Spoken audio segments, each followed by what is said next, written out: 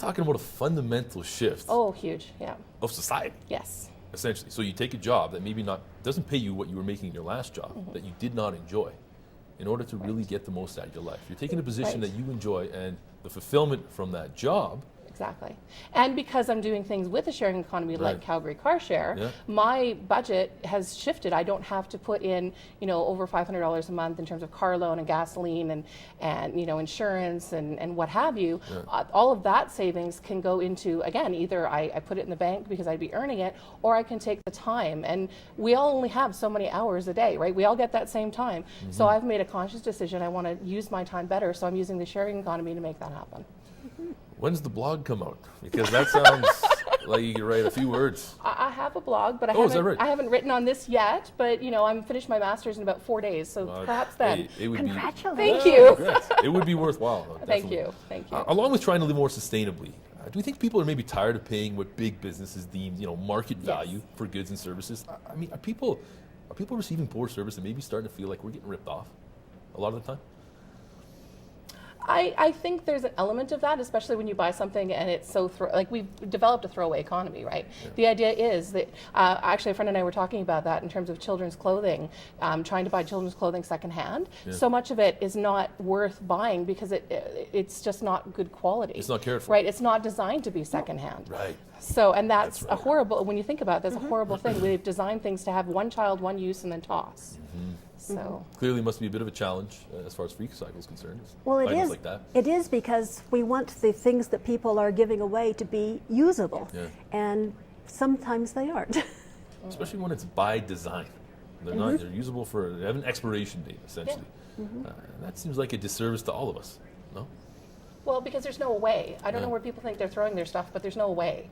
So it's going into a landfill somewhere, and it's going to end up poisoning the planet somewhere. So, design. You think about it; it's very insidious to design a product specifically to have one user and to throw it away. We're just creating our own problems and creating a lot of money for somebody as well. Hence the motivation, folks. We're going to jump to a quick break here and check in again with the Rant Pack. Stay with us. I think the shared economy is great. Informal economy, people help each other out. I use backyard mechanics all the time. We share textbooks in university. It's fantastic until somebody complains. When somebody complains, then the authorities come in and shut everything right down. So as long as we can keep things under wraps and people keep having good experiences, I think it's good to go. All right, I think an example of where people are a little bit fed up would be the Calgary taxi service. Okay, I mean, I don't think that, in my opinion, the service is a bit subpar. I mean, we're paying, I guess, a rate that's going to be any expensive as it is anywhere else. But I can't help but think that given the opportunity, gypsy cabs would probably flourish in our city. Of course, there's the talk of, safety first. Is that a lot of hyperbole? Do you think safety is maybe getting in the way of the shared economy at times? No, I think safety is important. Yeah. And that, again, with car share, one of the conscious decisions we've made is to do that driver's abstract check for each of our members. Yeah. We know other car shares don't do that. And that worries me because then we have people who might not be safe on the roads and have given access to a vehicle. We make a conscious decision. If you're going to be in a Calgary Car Share car, you're going to meet a certain standard of safety. So I don't have a problem with the idea of relay rides or Lyft or one of those organizations coming in, or even Calgary Car Share themselves developing that, where you could use your own car to either rent out so someone could drive it, or you could pick someone up. I don't have a problem with that. That's brilliant. But I want to make sure that we have insurance in place that protects everyone, and I want to make sure that we have good regulations in place, right? So the Alberta government, the City of Calgary government, they have to make decisions, and they're not there yet. There's some work that needs to be done. I hope it's part of the discussion. I really do. I do. 'Cause it should be. Well, and I looked at Airbnb this afternoon just to check what the regulations were, and it was hard to tell from the Alberta government website, but it looks like Airbnb is technically legal, and I'm not a lawyer, so don't quote me on that. But there's opportunities to regulate it in a way that makes it safe. So I think the regulations need to help, not hinder. Here's the thing. Clearly, Airbnb is safe.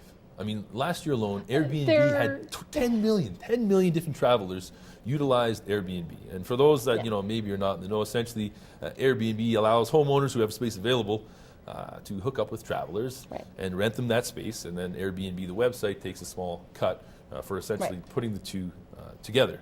So, I mean, when I hear 10 million people, I got to think that it's pretty safe. Well, there's been incidents, but tell me an industry that doesn't have incidents, There you go. right? Yeah. So again, if you put good regulation in place that supports, and you do things like good insurance practices, then I think you could have a sharing economy that works, right? And I'm sure you've encountered this with FreeCycle. I know we've talked about this with other barter community and events I've been with, that there's an element of trust. Like if you're going to be handing over an item, you probably have some guidelines for people that you don't just say, come to my house and take this thing. Right. That there might be, I don't know what the guidelines are, but Well, I'm sure there are. there is a lot of trust involved, but I mean, Yeah. obviously people need to feel secure while they do these transactions. Yes. Well, we actually have 6 pages of rules and There we go. guidelines. Those include the ones that are required of all FreeCycle groups, plus a lot of rules and guidelines that have been developed over time in Calgary, things that work so that things go smoothly among our members. Hence how you build the community. Exactly. Now, the rules themselves, people adhere to them for the most part? For the most part, but that's where moderators come in Okay. to identify those situations where they're not following the rules and deal with them accordingly. Sometimes we try to be as encouraging as possible and guide people into the rules rather than Exactly. hitting them with a hammer. Yeah. I can't help but notice there's a lot of similarities across the board, be it Airbnb.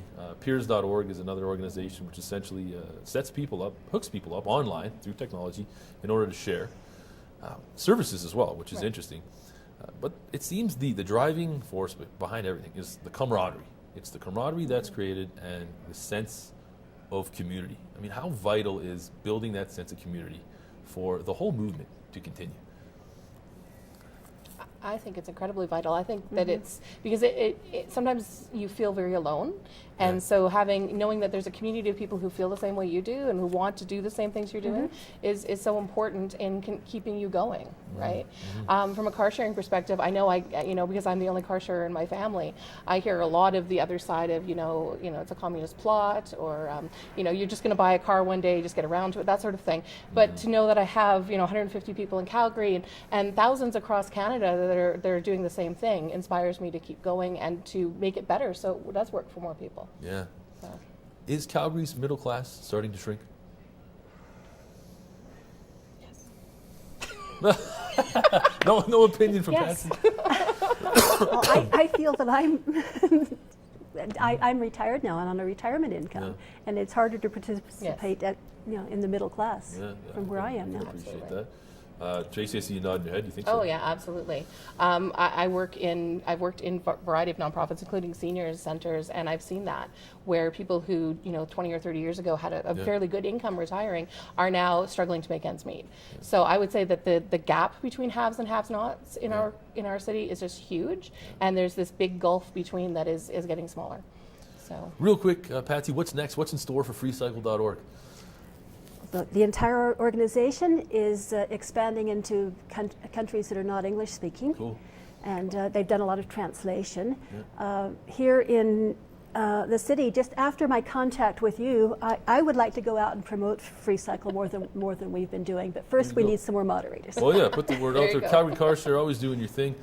Yeah. Folks, that's actually all the time we have for tonight. Thanks very much for joining us. As always, a good discussion. Thank you two very much for being here as well. You can keep the conversation going on Facebook as well as Twitter. And if you have a topic you'd like us to discuss, don't be a stranger. Let us know and drop us a line. Thanks again and take care. You guys have fun? yeah. It's over. Yeah.